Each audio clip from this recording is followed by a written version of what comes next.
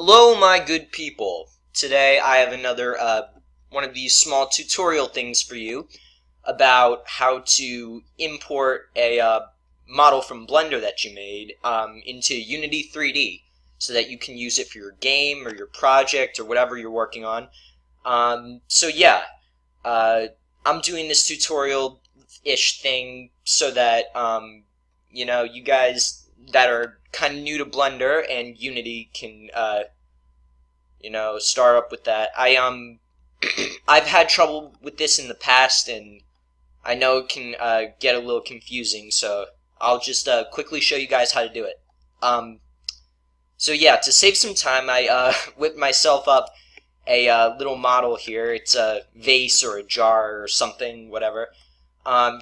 So the first thing you want to do is, obviously get your model ready. Open up Blender if you haven't already, obviously. So first you're going to want to right-click your model, go up to File, go to the tab where it says Export, and you can either do it in OBJ or FBX. I like to do it in FBX because that's just what I've always done. So make sure all your objects you want to export are selected, and you just go ahead and hit FBX. Now this is where it could get a little tricky. In the newer versions of Blender, in this little version tab down here, there's an option. There's a new option called binary, and if you don't have that, if you're using a different version of Blender, just disregard this. But if it does say binary, you're gonna want to switch it to ASCII, which is the older version, and it'll give you all the nice little options that we need to change here. Alright, so the first thing you're going to want to do is check the box that says selected objects, and that basically just tells it to export all the objects you selected, not just every single thing in the scene. So scroll down, you uncheck default take, and because if you don't, it'll screw some things up for you. And next thing you want to do is you want to navigate to wherever you want to save your model here. You could navigate to your Unity project file, or I'm just going to navigate to my desktop and save it there because it's easier for me. Rename it what you want. I'm just going to call it pot because, I'm creative and amazing.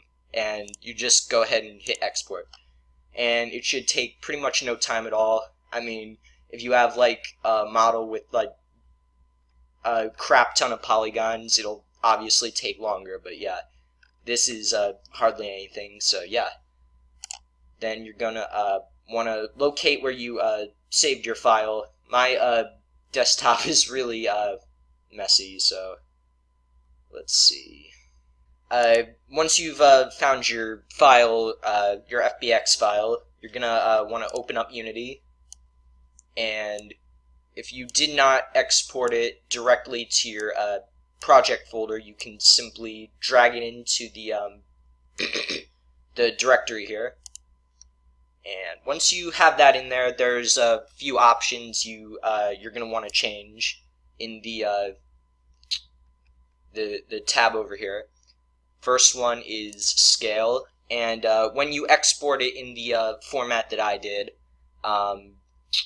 it exports as default very small, and I'm not sure why that is, but what I always do is just turn it to 100, and that basically sets it to a size that's similar to the rest of your scene. You're going to need to adjust it further a little later, but here's another useful tab. It's called Generate Colliders, and this is optional to do, but I like to check it just because it gives the mesh basically just colliders.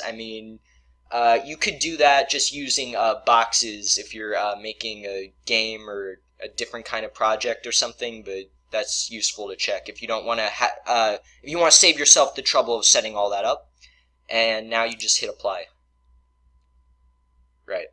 And I know in the little icon here it's all sideways, but when you drag into the scene, it will not be sideways. It'll be right side up. I don't know why it displays like that. That's a little weird.